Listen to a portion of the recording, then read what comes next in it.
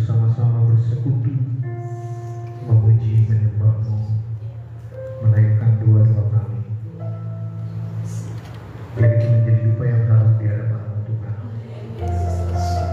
Sebab Engkau memastikan dengan kebenaran firman-Mu, jika doa yang kami naikkan sesuai dengan kehendak-Mu, Engkau pasti menjawabnya.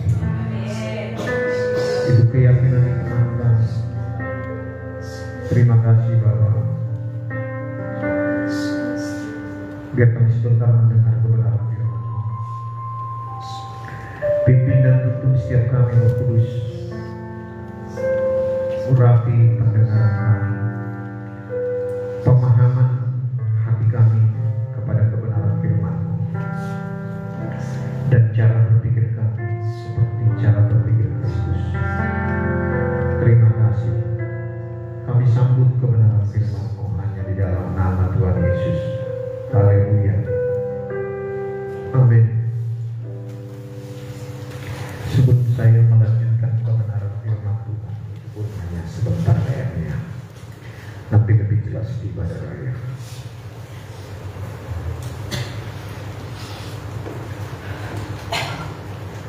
Tadi beban yang paling kuat disampaikan yang saya terima adalah bagaimana kita menghidupi setiap kebenaran firman Tuhan yang telah kita terima,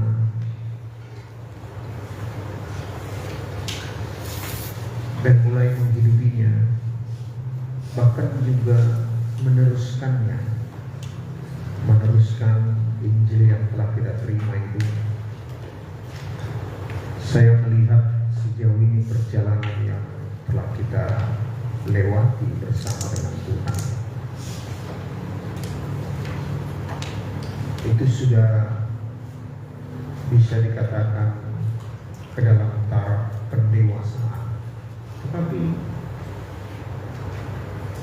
kalau saya perhatikan kebenaran firman Tuhan selalu baru setiap hari, selalu baru, dan tiada pernah habis-habisnya Tuhan berbicara. Tuhan selalu menuntun. Dan biar kita sebagai pelaku kebenaran, kita meneruskannya. Kita manfaatkan teknologi melalui handphone. Kita pakai untuk kerajaan Allah. Lewat WA di keluarga, lewat media sosial, YouTube. Ayo kita manfaatkan, kita pakai untuk kebenaran. Saya melihat mulai tiba ke satu titik jenuh, yaitu pemakaian WA yang tidak sesuai dengan kebenaran, mulai masuk dalam taraf kejenuhan. Sebab memang Tuhan telah menciptakan kekekalan di hati kita. Jadi di luar kekekalan itu apa? Kebenaran. Di luar kekekalan itu pasti akan menuju titik jenuh, pasti. Dan perhatikan agama-agama lain juga. Nubuatan di kitab Yesaya dikatakan gunung-gunung akan menjulang tinggi. Itu sepertinya gunung-gunung Tuhan di akhir zaman. Kalau kita perhatikan lingkungan kita, agama seberang, sepertinya mereka hampir mencapai titik puncak. Tetapi titik puncak tidak kebenaran. Mereka semua ciptaan Tuhan, sekalipun mereka tidak percaya kepada Tuhan, tetapi Tuhan telah setting, Tuhan telah program dari semula dengan menciptakan kekekalan kebenaran di hati mereka.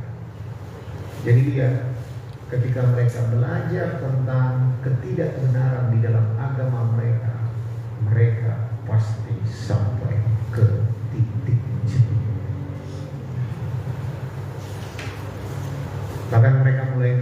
kebenaran demi kebenaran yang kita miliki. Dan Tuhan pasti akan kirim. Nah, jadi lihat begini.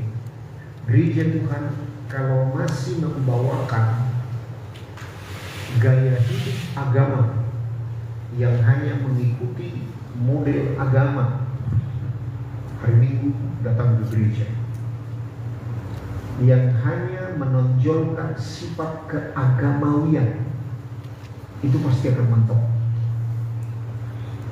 Sengaja.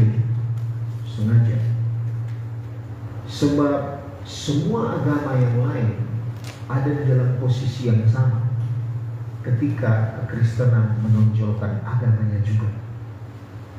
Tapi ketika kekristenan itu melompat hidup dalam kebenaran, maka ini akan membuat perbedaan dalam penganalisaan cara berpikir dari orang-orang yang di luar Kristen. Mereka bisa melihat perbedaan ketika kebenaran yang sesungguhnya yang kita hidupi itu boleh menjadi terang. Misalkan saya beberapa kali mendengar Pak Denny Siregar, itu kan agama Muslim, tapi beberapa kali saya dengar dia mengutip kebenaran firman Tuhan, bahwa kenapa orang Kristen ya kalau diledek, kalau dinista agamanya, mereka diam saja. Ternyata mereka menganut kepercayaan kalau ditampar pipi kiri, berikan pipi kanan. Mereka tidak pernah membalas, sebab mereka disuruh mengampuni, memberkati sekalipun musuh mereka. Nah, itu menjadi lirikan. Nah, saya melihat dari kebenaran bahwa Pak Denny Siregar ini meskipun Muslim, dia sudah mulai melihat ketidakbenaran di dalam agamanya. Karena dia mencintai kebenaran, sekalipun dia bukan agama Kristen, dia pasti akan panggil berjumpa dengan kebenaran. Begitu juga dengan Pak Eko Kuntani, Ade Armando, seringkali mengutip, bahkan mereka membela umat minoritas.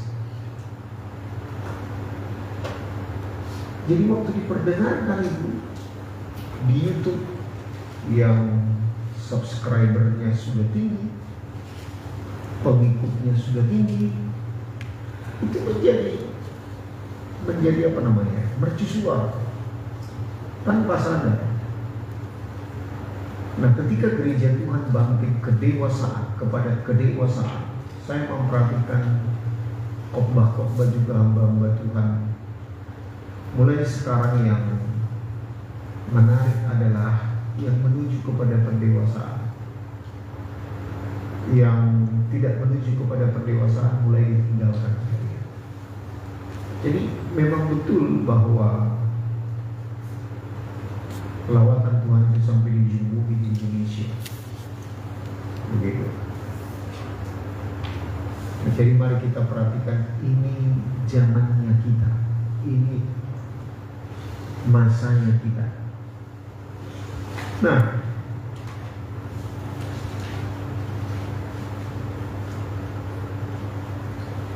saya singgung sedikit aja ya kebenaran firman Tuhan yang melanjutkan apa yang saya bagi di minggu terakhir ini.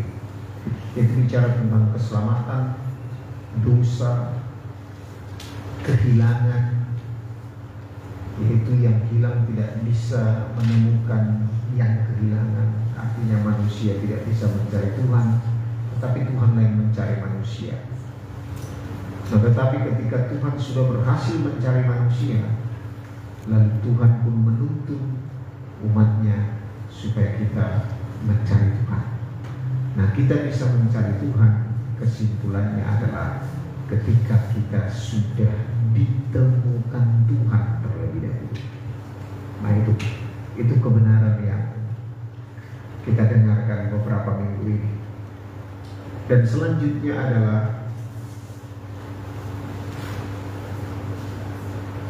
kita harus mengerti fondasi kebenaran ini. Sebab lihat, tujuan iblis hanya menuduh dan mendakwa, memutuskan hubungan kita dengan Tuhan. Tidak ada yang lain.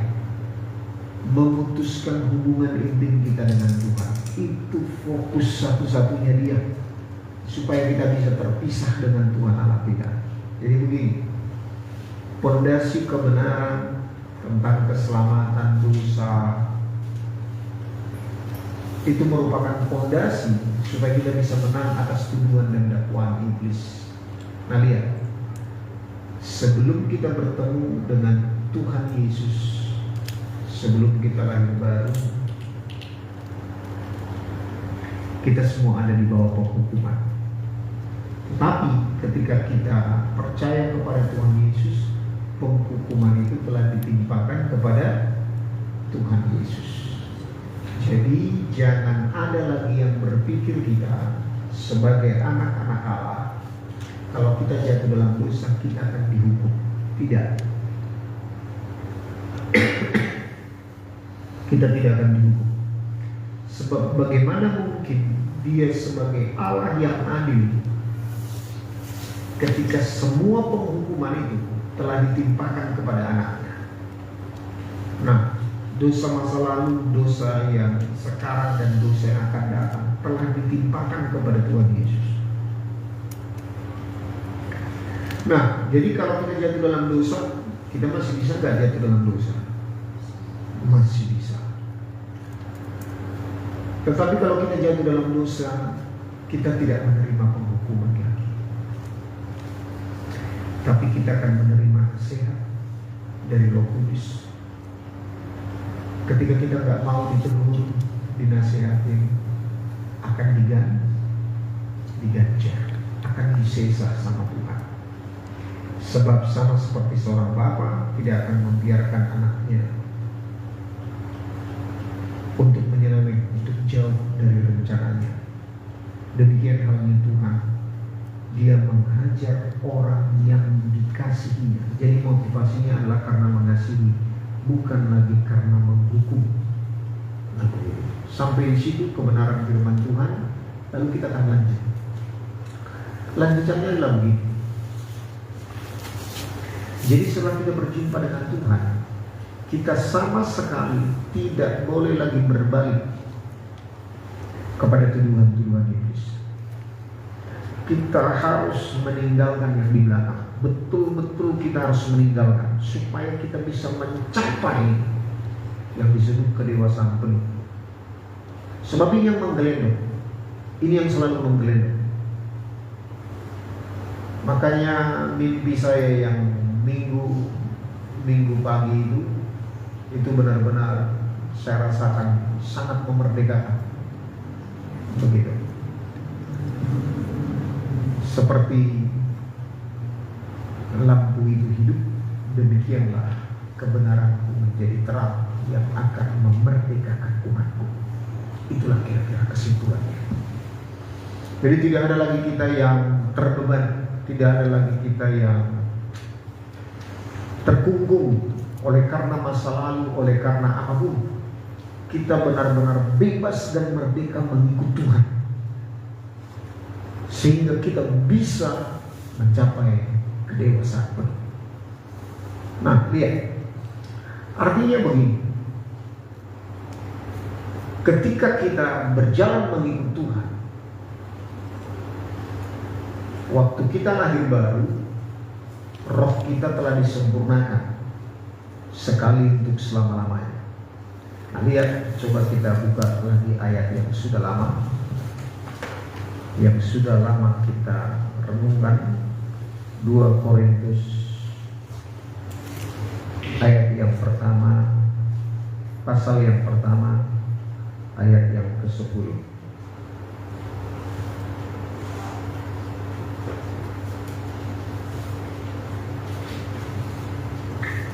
Yuk kita baca 2-3. Dari kematian yang begitu ngeri, ia telah dan akan menyelamatkan kami. Kepadanya kami menaruh pengharapan kami bahwa Ia akan menyelamatkan kami lagi. Berapa kali Dia menyelamatkan kita? Tiga kali. Dari kematian yang begitu ngeri, kita percaya Yesus menebus kita 2000 tahun yang lalu, menyelamatkan kita dari kematian yang begitu ngeri. Gitu ya, roh kita diselamatkan dan akan menyelamatkan kami. Itu berbicara kepada jiwa kita. Roh kita telah diselamatkan, telah disempurnakan sekali untuk selama-lamanya. Tetapi jiwa kita on progress. Berubahlah oleh pembaruan akal budi. Hendaklah kamu memiliki pikiran dan perasaan yang terdapat dalam Kristus Yesus. Itu on progress.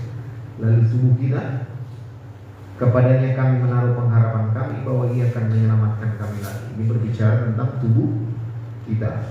Waktu kita nanti diangkat, tubuh kita akan diubah dari tubuh jasmani menjadi tubuh kemuliaan. Jadi lengkaplah, roh, jiwa, tubuh kita terpelihara sempurna.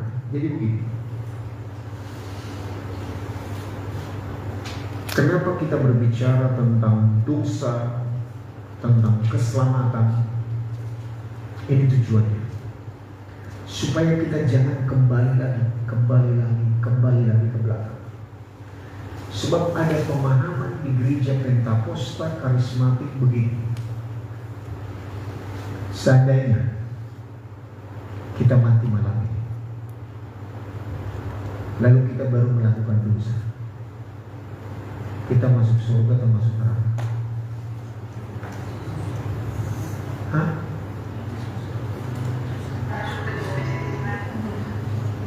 Kita masuk surga atau masuk neraka?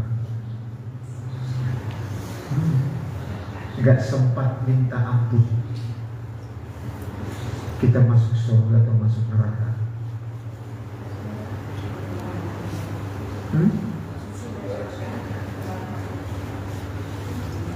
Ayo,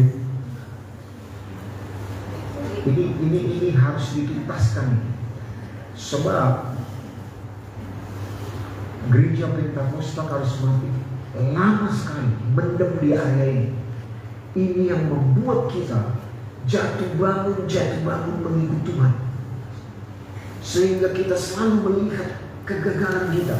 Kita selalu melihat dosa dan pelanggaran kita yang masih menggelendong kita. Saya mau tanya sekali lagi, kalau kita mati malam ini, kita berusaha, itu kan banyak kan dosa. Segala sesuatu yang kita lakukan tidak berkenan kepada Tuhan adalah dosa. Memuji menyembah Tuhan juga kalau tidak berkenan, tidak beriman melakukannya kepada Tuhan, itu juga dosa. Segala sesuatu yang baik yang kita tahu ingin kita lakukan tetapi kita tidak lakukan, itu juga dosa. Iya kan? Jadi kita masih memungkinkan nggak jatuh dalam dosa? Masih. Ada nggak dosa yang kita tidak sadari kita lakukan? Lalu kalau kita nanti mati malam ini, kita nggak sempat minta ampun, kita masuk surga atau masuk neraka? Hah?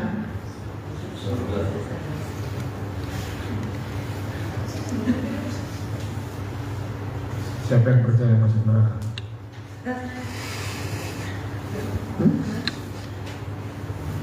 Lalu kalau minta ampun lagi kita masuk surga lagi, jatuh lagi dalam dosa, masuk neraka lagi. Lalu kita minta ampun lagi, masuk surga lagi. Jadi kita surga neraka.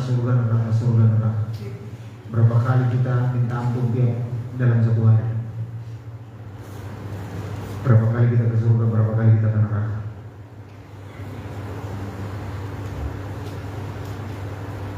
Ini kan yang disebut Arminisme.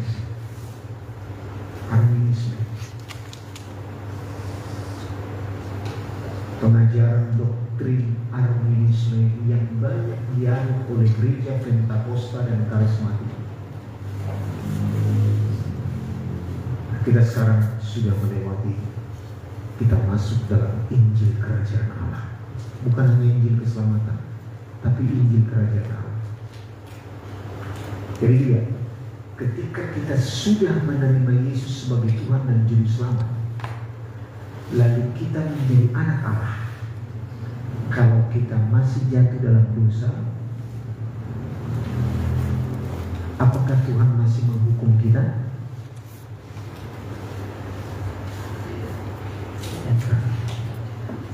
Sebab penghukuman itu telah ditimpakan kepada anaknya. Dia sebagai hakim yang adil. Kalau penghukuman itu masih ditimpakan kepada kita, adil enggak Tuhan kita? Hah? Adil apa enggak? Adil. Padahal semua dosa pelanggaran kita telah ditimpakan kepada anaknya. Itu tujuan Bapa mengutus Yesus, anaknya yang tunggal 2000 tahun yang lalu. Coba baca lagi Roma 8 ayat 1 itu. Ini harus benar-benar dituntaskan. Kalau tidak, kita balik lagi. Roma 8 ayat 1, kita baca ya. 2 Demikianlah sekarang tidak ada penghukuman bagi mereka yang ada di dalam Kristus Yesus. Apa alasan Paulus menuliskan ini? Tidak ada penghukuman lagi bagi mereka yang ada di dalam Kristus Yesus, karena dosa kita telah ditanggung oleh Yesus semua. Dosa masa lalu, masa sekarang, dan dosa yang akan datang. Itu gak perlu dijelaskan lagi ya. Amin. Nah, ini yang dikerjakan oleh Yesus 2000 tahun yang lalu. Jadi Allah sebagai hakim yang adil telah menimpakan semua dosa seisi dunia, telah ditimpakan kepada anaknya untuk kalian. Jadi Tuhan kita, Allah kita, tidak akan adil kalau dia masih menimpakan dampak daripada dosa yang kita lakukan kalau kita sudah menjadi anak. Amin. Ini harus tuntas. Nah, kalau kita sebelum anak, ya memang kita pantas dihukum. Karena kita dikatakan kan di dalam Kristus Yesus. Ya kan?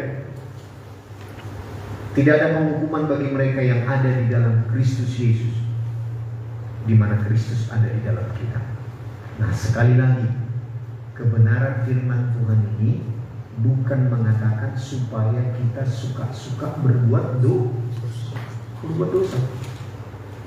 Karena kalau ada pemikiran seperti itu, berarti dipertanyakan Kristus yang ada di dalam dia. Betul tidak Bapak Ibu?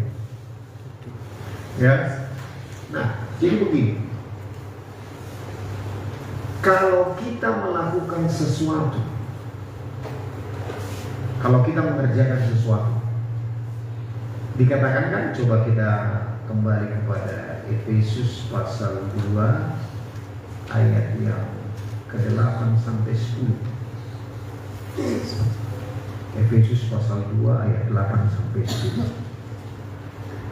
Sebab karena kasih karunia kamu diselamatkan oleh iman.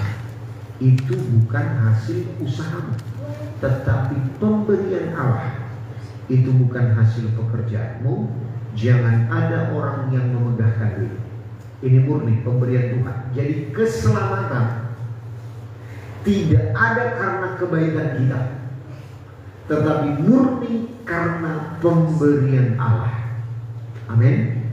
Tapi lihat, setelah kita diselamatkan, ayat yang ke-10, karena kita ini buatan Allah, diciptakan di dalam Kristus Yesus untuk melakukan pekerjaan baik yang dipersiapkan Allah sebelumnya. Ia mau supaya kita hidup di dalamnya. Jadi setelah kita menjadi anak, Tuhan ingin kita mengerjakan pekerjaan baik. Sebelum kita menjadi anak, tidak ada pekerjaan baik. Nggak ada yang baik di mata Tuhan. Nggak ada yang baik. Tetapi setelah kita ditemukan oleh Tuhan, ini pekerjaan yang Tuhan ingin kita lakukan. Nah, kita masih bisa gagal nggak melakukan pekerjaan baik itu? Masih bisa. Jadi begini, coba lihat kemarin. Kalau kita gagal melakukan pekerjaan baik yang kita lakukan, itu tidak mempengaruhi keselamatan kita lagi.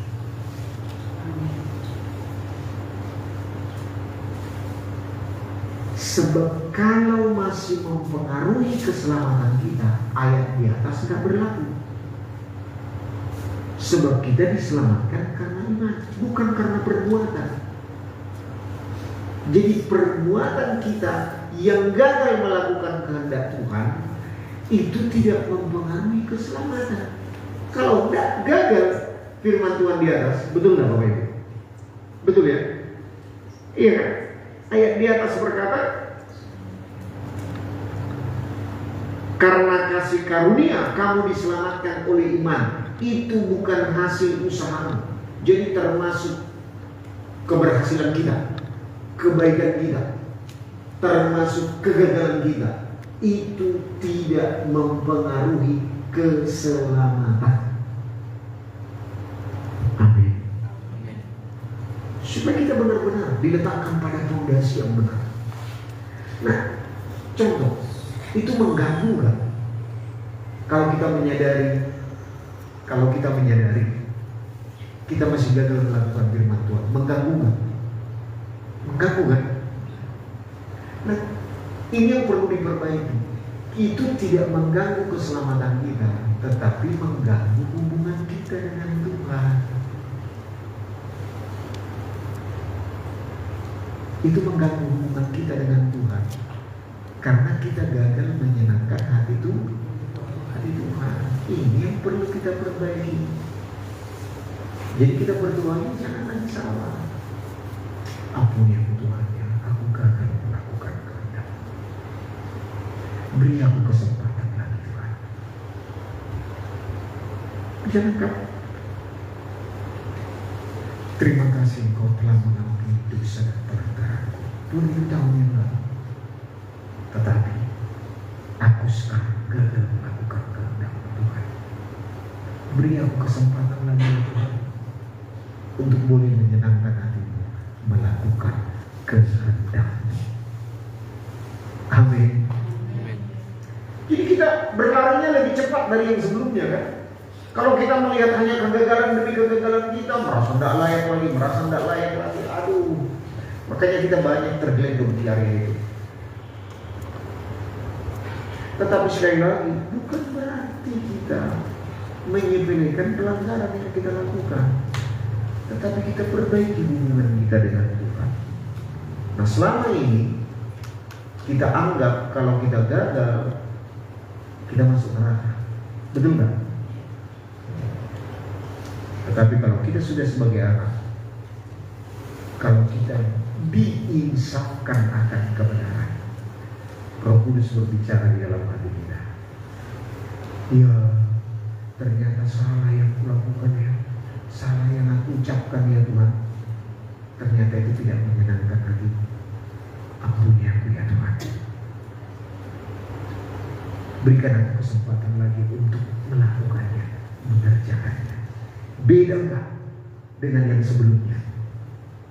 Pasti berbeda.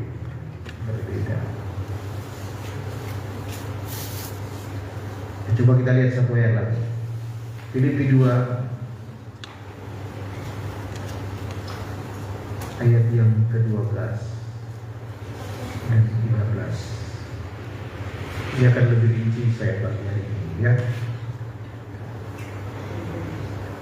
Kita baca ya. Filipi 2 ayat 12 dan 13. Hai saudara-saudaraku yang kekasih, kamu senantiasa taat. Karena itu tetaplah kerjakan keselamatanmu dengan takut dan gentar, bukan saja seperti waktu aku masih hadir, tetapi terlebih pula sekarang waktu aku tidak hadir. Karena Allah lah yang mengerjakan di dalam kamu baik kemauan maupun pekerjaan menurut kerelaannya. Jadi lihat, untuk melakukan pekerjaan baik setelah kita lahir baru, itu pun Allah yang mengerjakan. Artinya begini, Allah yang menaruhkan kehendaknya di dalam hati kita, supaya kita lakukan, kita boleh menyenangkan hatinya. Amin. Dan disitulah keselamatan yang kita kerjakan itu. Kerjakanlah keselamatan yang di dalam rohmu kepada jiwamu. Waktu kita taat melakukan kehendak Tuhan, itu mengerjakan keselamatan kepada jiwa kita. Kepada roh kita sudah. Berubahlah oleh pembaruan akal budi, supaya kamu mengerti mana kehendak Bapa yang baik, yang benar dan sempurna. Nah, begitu. Hendaklah kamu memiliki pikiran dan perasaan yang terdapat dalam Kristus Yesus. Jadi mengerjakan keselamatan itu, keselamatan yang telah kita peroleh di dalam roh kita, sekarang kita kerjakan di dalam jiwa kita melalui perubahan akal budi kita. Lalu nanti tubuh kita, ketika dia datang menjemput kita, itu otomatis tubuh kita akan diubah menjadi tubuh kamu. Ya, jadi roh, jiwa dan tubuh kita terselamatkan sempurna. Ini cita-cita Tuhan sama kita. Ini cita-cita kita. Baik. Saya melihat ini ketika terus merenungkan, lalu Tuhan bawa terus ke area kebenaran firman Tuhan seperti ini. Saya belum pernah ngomong sama istri anak saya, rasa-rasanya, Tuhan kalau Engkau angkat aku sekarang, angkatlah. Ya.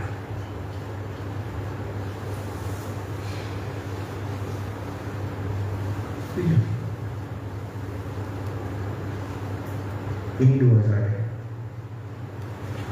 Kalau kau mau menjemput aku Tuhan, kasih tahu lah ya. Kerinduanku, kalau aku dijemput Tuhan, pas selesai doa berkatlah.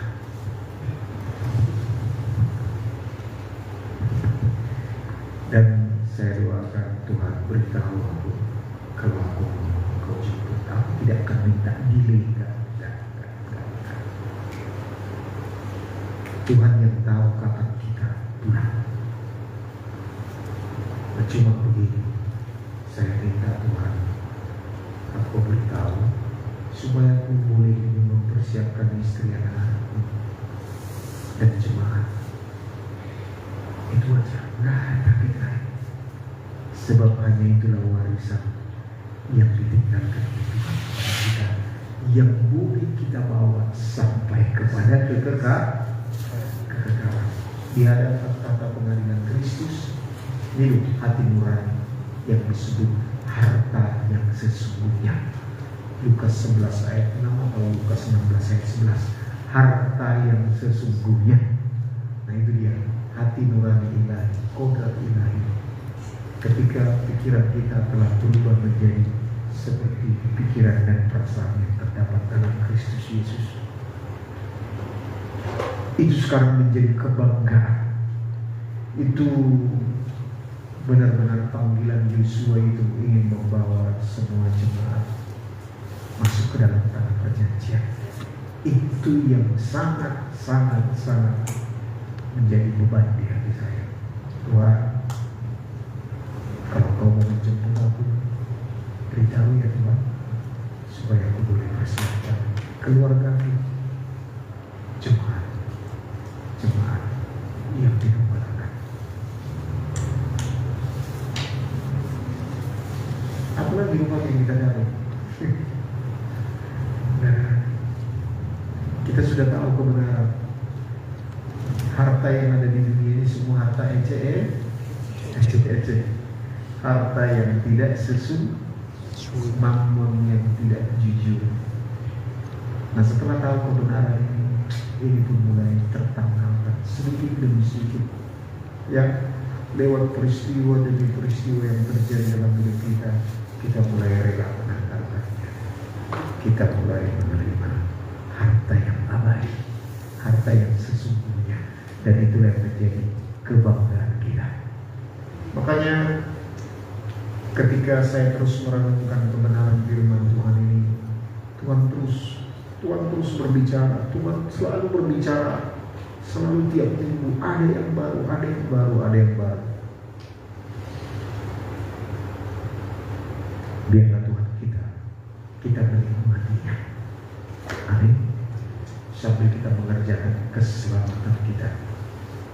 Jadi sekali lagi tidak ada yang silam mundur, yaitu kalau kita pun jatuh dalam dosa, kita tidak akan masuk neraka. Amin. Sekali lagi bukan menghalalkan kita melakukan dosa, karena kalau kita melakukan dosa, kita pasti digelisahkan, kita pasti tidak nyaman hidup dalam dosa. Amin. Amin.